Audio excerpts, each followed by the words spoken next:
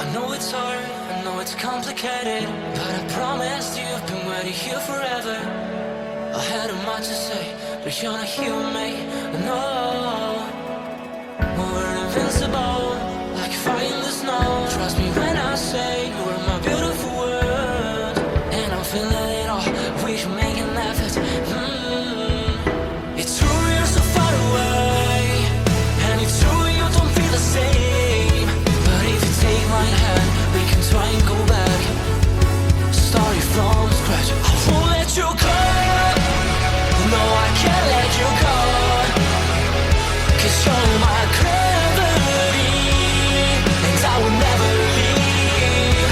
I won't let you go, no baby I will not, because I still believe. You're my gravity. You will never be what I expected.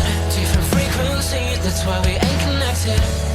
You know I will make it through, I got nothing to lose but you. It's true you're so far away, and it's true I can feel the same.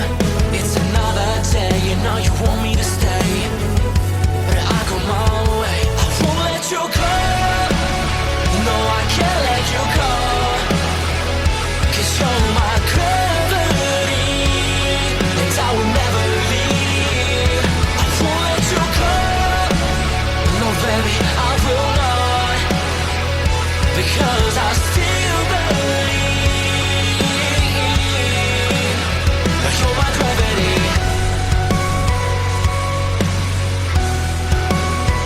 You're my gravity.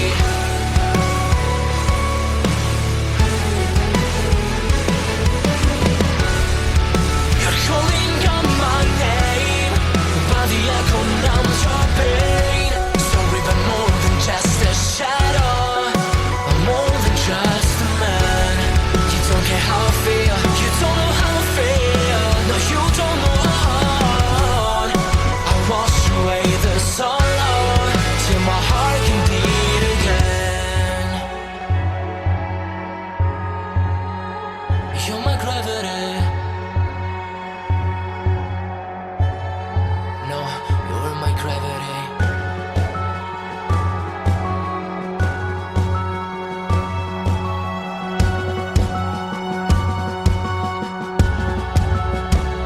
I will let you go, the only thing that I know. You were my gravity, but now I have to leave. I will let you go. Why do you feel that I want? What do you think that I want? I know how to breathe into my gravity, into my gravity, into my gravity, into my gravity, into my gravity. I know it's hard, I know it's complicated, but I promised you I've been waiting here forever. I had a much to say, but you're not here with me, no. We're invincible, like fire in the snow. Trust me when I say you are my beautiful world, and I'm feeling it all, we should make an effort. It's true you're so far away, and it's true you don't feel the same. But if you take my hand, we can try and go back, starting from scratch. I won't let you go, no I can't let you go, 'cause you're my gravity, and I will never leave. I won't let you go, no baby I will not.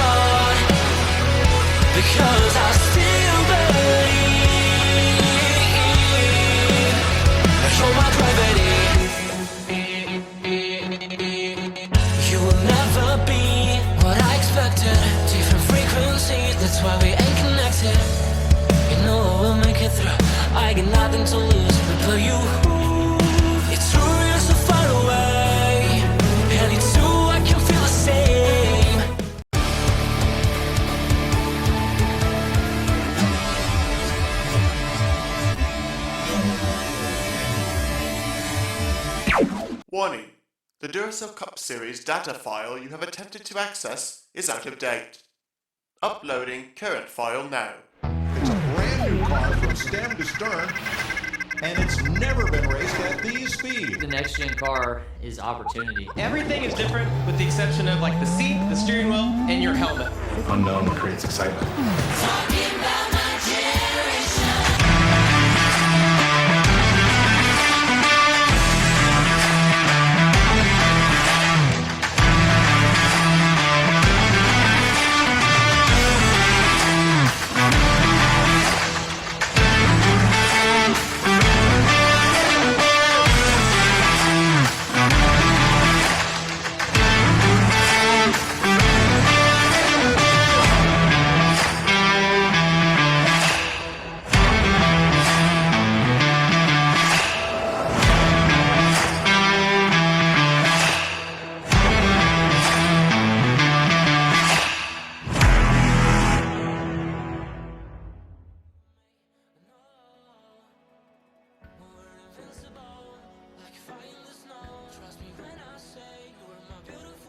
And good evening, race fans. Welcome here as we prepare for qualifying for race number 11 of Season 7 of the NNSCRA Duracell Cup Series. Well, if you tuned in to last week at Coke Zero Super Speedway, we talked about the fact that we were going to be at the Dodge Motordrome this weekend for some short track racing. Well, that's only half true. We are short track racing, but instead, due to some technical problems, the venue has been changed. Instead of at the Dodge Motordrome, which would have been a half-mile in length, we are now at the mile short track known as I-69 Speedway in Port Huron, Michigan. We'll see if this racetrack, making its debut on the Duracell Cup Series schedule, might be able to make a case for itself to potentially remain on the schedule for upcoming seasons, but only time will tell. Expedited qualifying here tonight due to the fact that 42 drivers are attempting to qualify. All 42 will make the race. We're not going to be having two groups, I should say, in the first round. So 10 minutes to try and put down a lap time fast enough to advance into the second round of qualifying. The fastest 10 speeds will do just that. As I previously mentioned, all 42 drivers will make the race. A couple of cars have already put down some lap times here, so we'll have the speeds scrolling across the top of your screen. With a little less than 8.5 minutes remaining here in round one of qualifying. We're focused on the 38 of Jose Mills, most winningest driver in the Duracell Cup Series.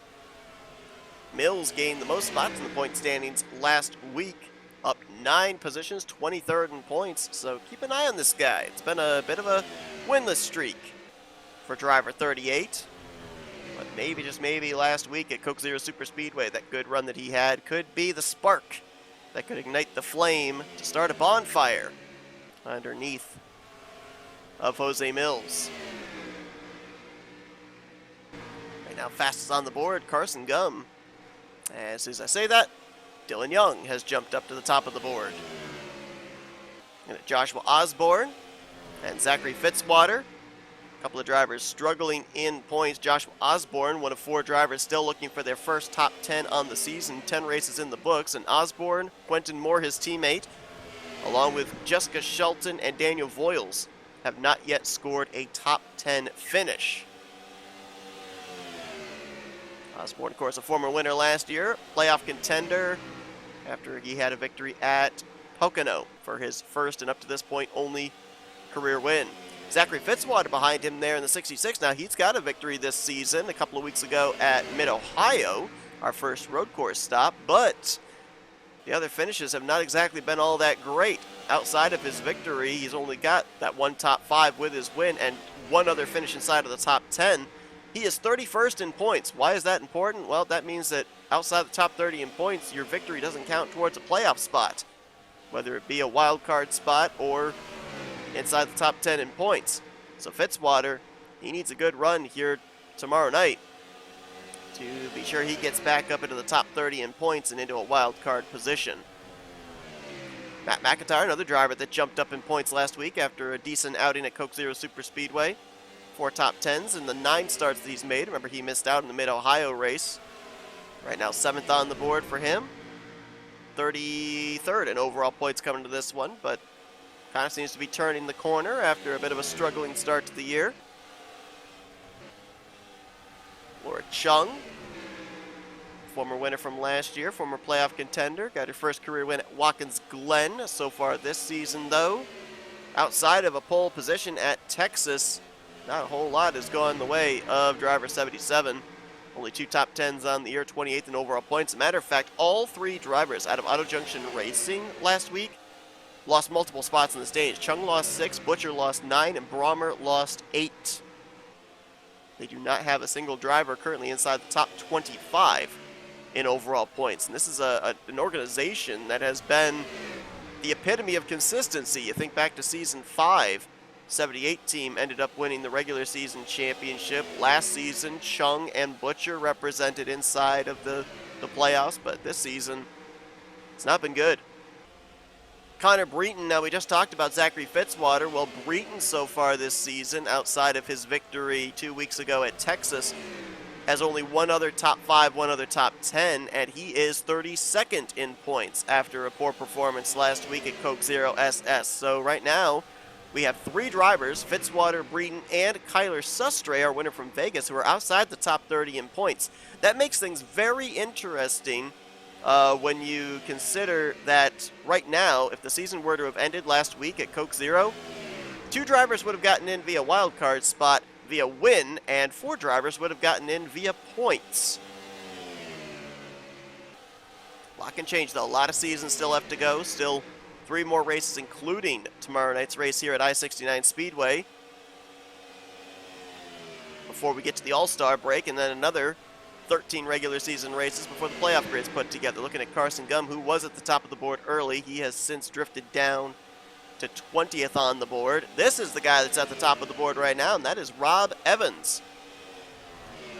Evans is still looking for that first career victory here in the Duracell Cup Series. He has been very consistent here. 5 top 10s in the first 10 races, 4 of those inside of the top 5. 9 points behind last week's winner, Casey Hoyt, for the overall point standings lead. Casey Hoyt now the 2nd repeat winner on the season, doing so as a rookie. The other one, a non-charter driver in Matthew Rodriguez. Got some interesting names up here inside of your top 10 in the speed charts right now.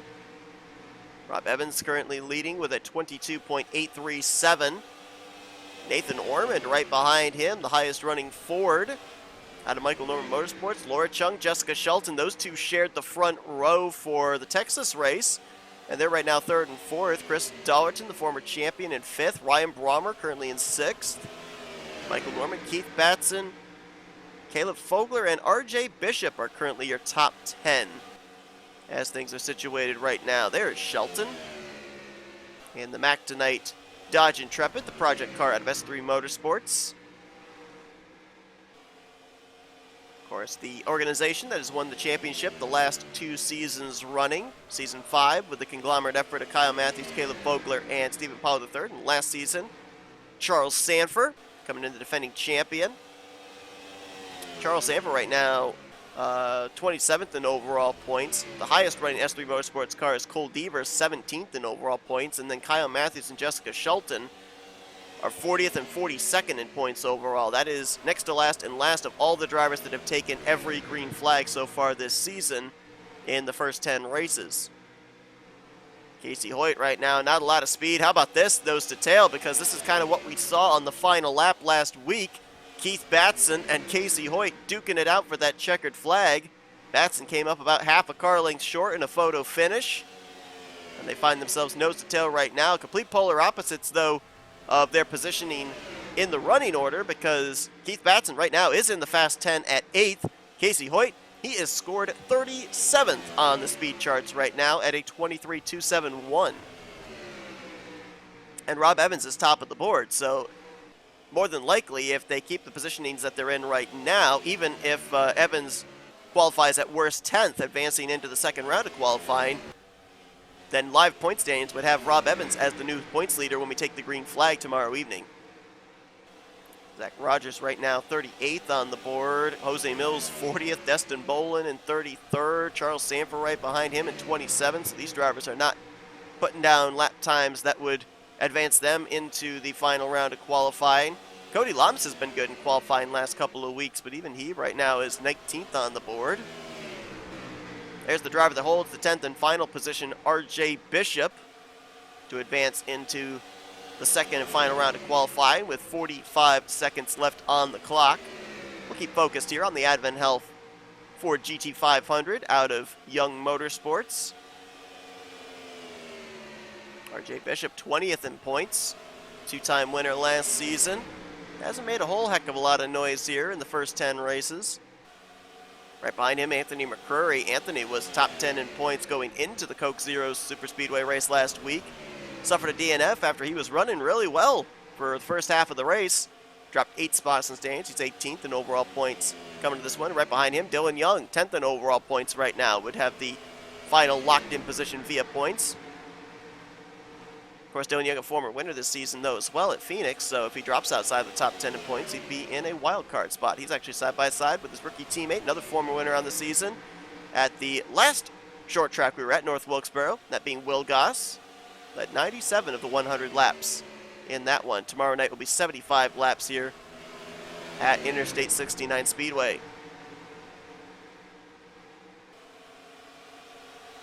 No change for RJ Bishop, still holding the 10th position, so it looks like those drivers that clocked in those early lap times about 5 minutes into the session, they're going to hold. Rob Evans going to be the fastest amongst them, 22.837. Going to be the fastest lap laid down here in round number 1. His Chevrolet going to be the only one advancing into the Fast 10. We'll have the Fords of Nathan Norman, Chris Dollerton, Michael Norman, Keith Batson, Caleb Fogler, and RJ Bishop. A couple of Toyotas with Ryan Brommer and Laura Chung. And then the Dodge Intrepid of Jessica Shelton. There you see your Fast 10. Matt Haas going to roll off 11th tomorrow night. Kyle Matthews will be 12th. Dylan Pote, Connor Breton, Reese Banks will be the top 15. Mentioned with Connor Breton, he and Zachary Fitzwater need good runs tomorrow to get back into the top 30 in the point standings. 1 week removed from missing his third start on the season, Matthew Rodriguez will qualify in 28th, trying to make his way back up in the top 10. Right now he is in the number 1 wildcard seed at 12th overall in points and his 2 victories. And some pretty big names down there at the bottom of the board. A lot of drivers inside of the top 10 in points or just outside of the top 10 in points. Destin Bolin, who is 5th in points, 33rd. Levi McIntyre, who is 13th in points, 34th. Fogelman, just outside the top 10, 11th in points. He's 35th. LaPlante inside the top 10 in points at 7th. He's 36th. Casey Hoyt's the points leader. He's 37th. Will Goss inside the top 10 in points at 6th. He's 39th. And Jesse Turner, 3rd in points. He's dead last on the board. We'll start shotgun on the field. So a lot of your drivers up there in the point standings not getting the qualifying efforts they were looking for here this evening. We'll have to see tomorrow night if it is all about track position or can you work your way through the field. A lot of drivers up there in the point standings hoping the latter rather than the former. But Rob Evans, the fastest here in Michigan tonight. He, along with the other top 10 here on the speed chart, will be running for the pole position. Eyeballing it real quickly, looks like maybe 2 drivers trying to be the first repeat pole sitter on the season. I'll double check on that here right in the middle of this race break, and then we'll be back here for the final round of qualifying from Interstate 69 Speedway. Don't go anywhere. Thank you for tuning in to today's broadcast on NNSCRA TV. If you enjoyed your watching, it would help us out a lot if you'd hit that like button. Also, if you're not already, be sure to subscribe to become a part of the NNSCRA crew today. And if you're on your phone, be sure to click that bell to be notified whenever we have a broadcast here on NNSCRA TV. Once again, we thank you for your support, and we hope you continue to enjoy today's broadcast. All right, final round of qualifying about to get underway. Good thing I did double check to see of how many drivers moving on are former pole sitters. I would have said that only 2 former pole sitters were moving on. Michael Norman and Laura Chung. Add another 2 to that list, Ryan Brommer and Nathan Ormond. So we have a 40% chance of our streak of 10 different races, 10 different pole sitters being snapped here tonight. 60% chance that it continues on into next week. It's going to be 5 minutes on the clock. Clock's actually already ticking down. We're almost to 4 minutes remaining, and you see nobody's yet headed out onto the racetrack. If you're going to get the lap time, it's probably going to be your first, second, third lap, something early on in the run, kind of based off what we saw there in the first round of qualifying. I don't think you're going to be able to go out there and on your 10th, 11th lap, put down a lap that's going to get you the pole. I think we got a car out on the track right now. That's last week's runner-up finisher, Keith Batson. After that second place run last week, Keith Batson, who was a playoff contender last season, a former winner from last season, he jumped up 6 spots in the standings, 15th in overall points. I mentioned about if the season were to end last week, we would have had 3 former winners not making it into the playoffs. 2 drivers would get wildcard spots via wins, 4 drivers would get in via points, and those drivers would be Fogelman, Collins, Batson, and Banks. But if Fitzwater and Reeton get back in the top 30 in points after tomorrow night's race, and even Kyler Sestre has a mathematical chance to do the same, that would shift the cut line, and more drivers would be unable to point their way into the playoffs via a wildcard spot. But, you know, we're talking about this, and we've not even reached the halfway point of the regular season. After this weekend, we go to the track Too Tough to Tame, the Lady in Black, Darlington Raceway. We then finish up the first half of the regular season at Chicagoland Speedway, and then we get our All-Star break in preparation for the longest race of the season to kick off the second half of the regular season, the Coke 600. That's the Charlotte Motor Speedway. Jury's still out as to where that All-Star race is going to be taking place as well, the All-Star break. Keith Batson talked about getting out there early, setting the lap time. Well, he is top of the board, 23.362. Right now, the fastest lap for him. Just bettered it to a 23.307. Maybe got a little draft off of fastest car in round 1 of qualifying, Rob Evans. Batson, Ormond, and Brommer are the only 3 that have laid down a lap time yet, though, so still a chance for somebody else to jump up at the top of the board. Yeah, Batson now in the draft of Rob Evans right up in his back bumper. I think that's going to kill his lap times. Yeah, that time by 2/10 slower. So he's going to hope that nobody's able to run about a 23 flat to better his lap time. Batson looking to start from the pole for the first time this season. Rob Evans going to get a tow here off of Jessica Shelton, though. With Keith Batson behind, this could be a good lap time, and it's good. It's a 3.51, but it's only good enough for 4th place. Ryan Brommer is top of the board. 23.172 with a little aid off the slipstream of the 83 of Chris Dollerton. So Ryan Brommer, who is a former pole sitter this season, could be in line to be the first multi-time pole sitter in Season 7 of the Duracell Next Gen Cup Series. As soon as I say that, though, he just got displaced. Who displaced him? I'm not certain. Waiting for scoring to update. It'd be Ormond. 23.075 for Nathan Ormond. A little draft off of his teammate Michael Norman in the 22. Nathan Ormond, a former pole sitter on the season, now might take the crown as the first repeat pole sitter in Season 7. Ryan Brommer an 0.99. It's about 2 100ths off the lap time laid down by Nathan Ormond. Does Brommer have a chance? He ran at 23.3 that last time by, and we're at 5 seconds remaining. I don't think he's going to have enough time to topple Nathan Ormond from the pole. The only 2 drivers to hit the 23.0s. The next closest is Laura Chung at a 23.3. And she just barely is going to snipe the third starting position from Keith Batson by a 1/1000th. Well, as soon as I say that, it's for fourth because Dollarton just jumped up to third at a 23.288. And Ormond just lost the pole. Did Dollarton get him? He did! 23.058. Chris Dollarton at the very last second is going to get the pole position. How about that? He betters Brommer's 0.73 and Ormond's 0.75 with an 0.58. And Chris Dollarton is going to be the one that'll be starting on the pole position. There it is, session's complete.